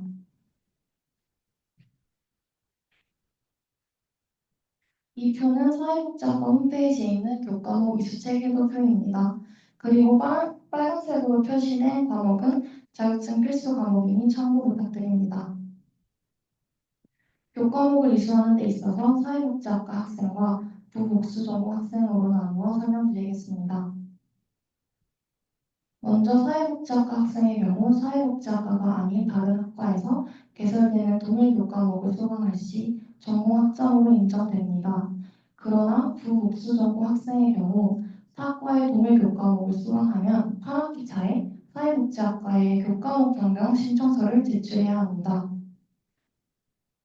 그리고 사회복지학과 학생들이 학과에서 개설된 전공 과목을 이수할 시에는 사회복지학과에서 개설된 과목과 과목명이 정확하게 일치하는지 꼭 확인 후 수강하셔야 합니다. 교과목이 한 글자라도 일치하지 않을 시에는 그 과목이 전공 학점으로 인정되지 않는다는 점을 꼭 유의해 주시기 바랍니다. 또한 3학년 2학기에 진로 및 취업 설계라는 전공 필수 수업을 들으셔야 합니다. 학번과 무관하게 3학년 2학기 차인 학생분들은 이를 이수하셔야 졸업이 가능합니다. 그러므로 본인 학과에서 개설된 진로 및 취업 설계 과목을 수강해 주시고 부업수 전공 학생은 본인 학과에서 개설된 수업을 들으시면 됩니다. 이상으로 사회복지 현장 실습 관련 일정과 행정 처리에 대한 설명이었습니다. 다음으로 최경수 교수님께서 이어 설명드리겠습니다. 네, 잘 이해하셨죠? 그 신청서라고 해놓으니까 이제 그 실습을 어플라이하기 위해서 내는 걸로 착각을 할 수가 있는데요. 학과에 내는 신청서에 학과에 접수하고 공문을 우리가 보내야지 이 기관 대 기관으로서 공식적으로 계약이 맺어지는 거고 그 결과들을 공식적으로 인정할 수 있는 거기 때문에 학과에서는 일종의 여러분들이 실습하고 게 확정이 됐었을 때 그것을 점수받는 거니까 그 점 헷갈리지 않으시기를 바랍니다. 지금부터 제가 얘기할 거는 간단하게 이제 사회복지 현장 실습에 대한 오리엔테이션입니다. 그래서 기본적으로 사회복지 현장 실습의 그 목적인 임하는 자세는 여러분들이 사회복지사다라고 생각하고서 시작하셔야 돼요. 그 막내 사회복지사다라는 마음가짐으로 하셔야 되기 때문에 아까 학과장님도 얘기하셨지만 복장이나 이런 것들을 신경 쓰셔야 됩니다. 간혹가다 기관에서는 청바지나 티셔츠가 입어도 허용이 된다고 하는 경우들이 있는데 그렇다 하더라도 너무 이렇게 노출이 심하거나 그냥 안 넘어가는 거야. 그렇게 그런 것들은 좀 조심하시는 게 좋을 것 같고요. 그다음에 이게 도어인가? 넘기셔가지고. 내가 넘겼어. 그래요. 이제 그런 그러니까 뭐 이론에 대한 현장 실습이라든지 뭐 이런 목적들을 달성하는 거라고 보시면 되겠고요. 그다음에는 요거는 하도 헷갈려 하실 것 같아서 다시 한번 강조하는 건데 실습하고 사회복지 현장 실습이라는 수강 과목을 반드시 수강 신청을 하셔야지만 이제 사회복지 현장 실습이 취득이 되는 거고 여기에 덧붙여서 여러분들이 이제 제가 그 올해 실습을 하고 군대를 갑니다. 아니면은 휴학을 할 겁니다. 그래도 이게 인정이 되나요? 안 됩니다. 인정이 안 되니까 휴학하실 분은 내년에 하시면 되고요. 복학기사 하셔야 되고 그 다음에 군대 가실 분은 군대 갔다 오셔서 복학하셔가지고 실습을 하셔야 돼요. 지금 뭐냐면 수강 과목이 개설된 직전 학기 방학 실습까지만 인정이 돼요. 그러니까 그 전에 겨울방학 때 실습한 것도 인정이 안 되고 1년 전에 내가 실습한 것도 인정이 안 됩니다. 예전에는 그런 적이 있었지만 그래서 휴학이나 뭐 군대에 입대하시거나 뭐 하시는 분들은 무조건 다시 복학해서 그 학기 수강하기 직전에 실습을 하셔야 되는 거죠. 그러면은 내가 복학을 해야 되는데 1학기 때 복학한 게 아니라 2학기 때 복학할 거다 그러면은 여름방학 전에 학과에다 얘기하셔가지고 오리엔테이션 수업은 미리 듣고 수강 신청하는 내가 막 넘기나 이게 시간이 되면 그냥 넘어가는 것 같아요. 걸려 있는 것 같아요. 어쨌든 그런 경우에는 미리 학과 사무실에 얘기해서 내가 아직 복학은 안 됐지만 이제 실습을 할 거기 때문에 지금 실습할 거다. 그럼 이제 그거에 관련된 부분들을 조치를 취해 주실 겁니다. 그리고 160시간 반드시 이수해야 된다는 거,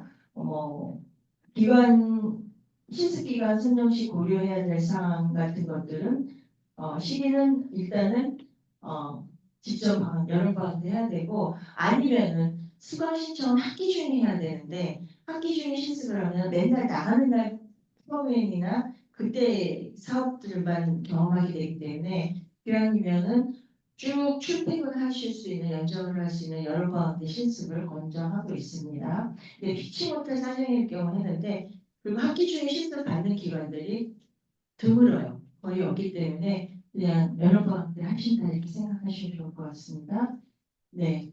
그 다음에 뭐 120시간 하는 거 그렇고 그 다음에 이제 실습 기간 조건은 이게 예전에 그걸 막 따져봤었어야 됐는데 지금은 이 기준에 따라서 보건복지부에서 선정된 기관들 리스트가 있습니다. 그건 사회복지사 협회 들어가시면 거기에 계속 업데이트된 그 리스트들이 나오게 됩니다. 여러분들은 그 중에서 선택을 해야 되는데 거기에는 4년제 대학생들이 실습을 해서 배울 수 있는 게 굉장히 제한적인 그런 기관들까지 다 있어요.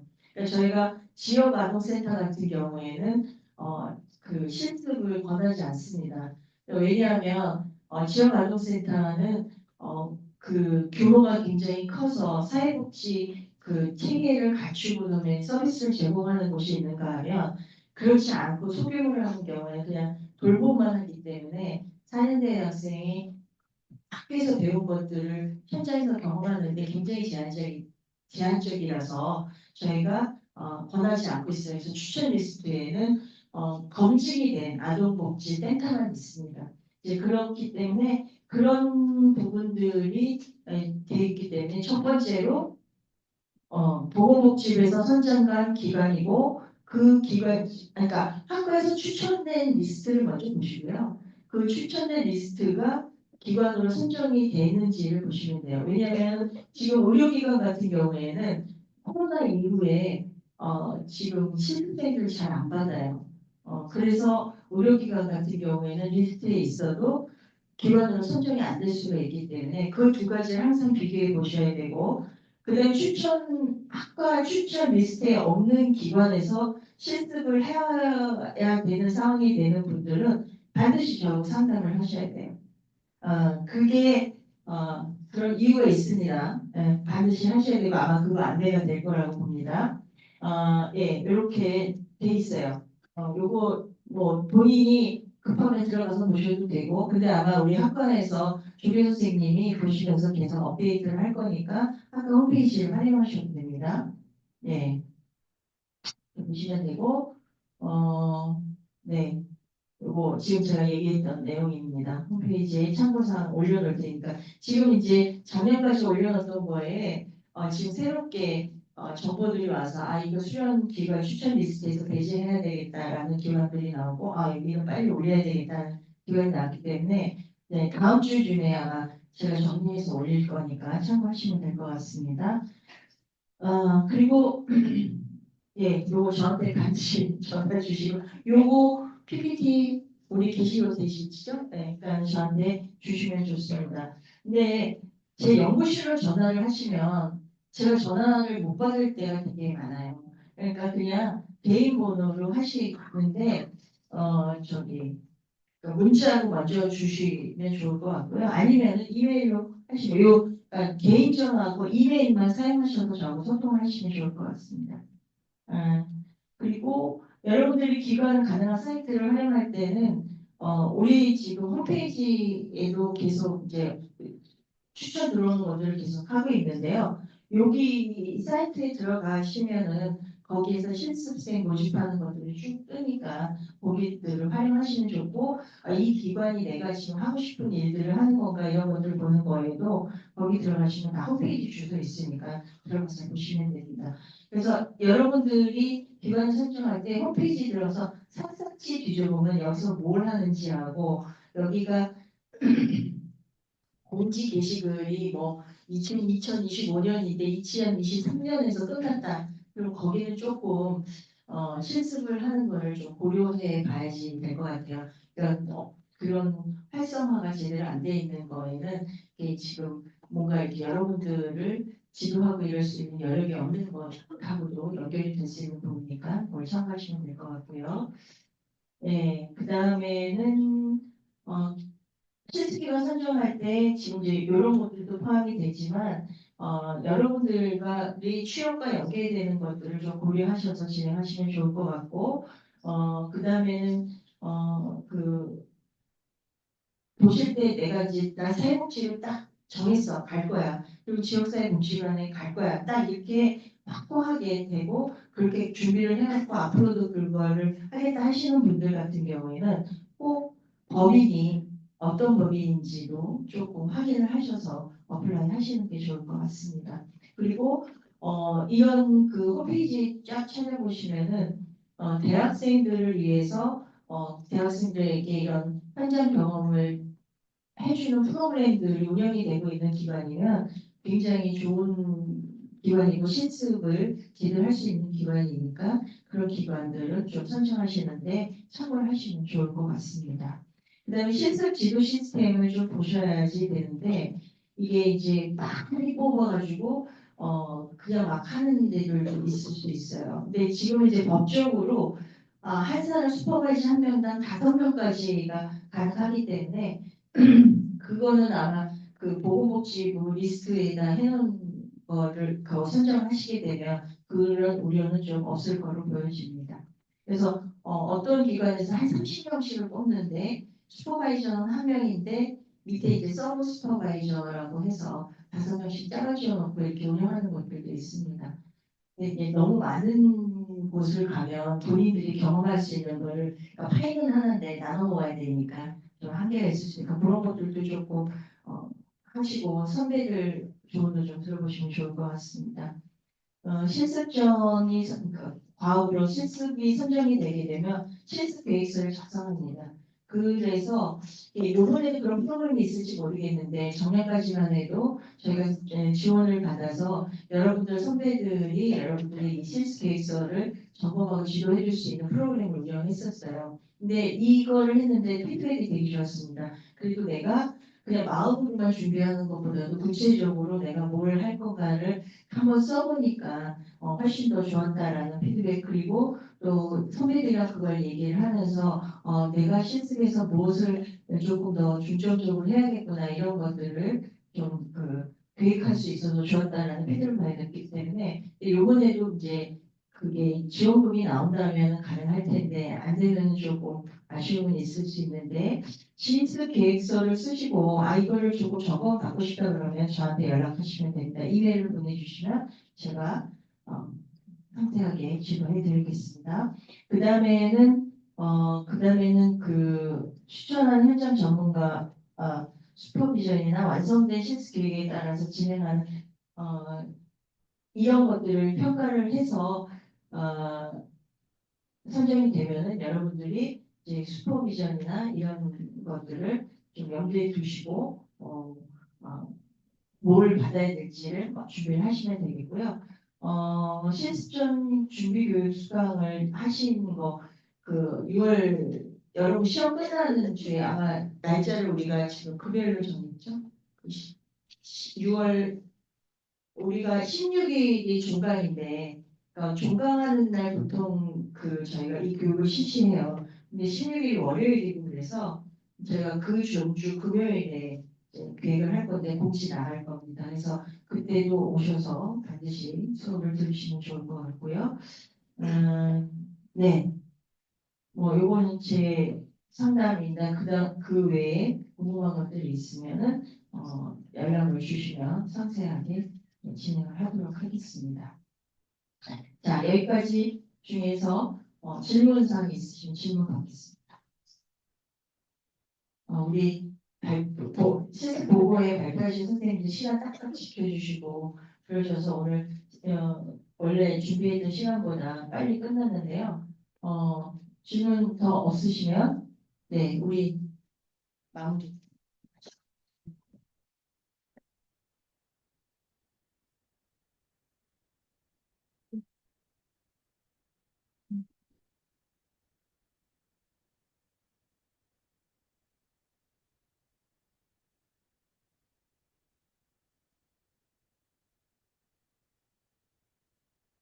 최경수 교수님께 다시 한번 큰 박수 부탁드립니다. 그리고 아까 말했다시피 명단 작성 안 한 학우분들은 밖에서 명단 작성하시러 가주시면 되겠습니다. 감사합니다.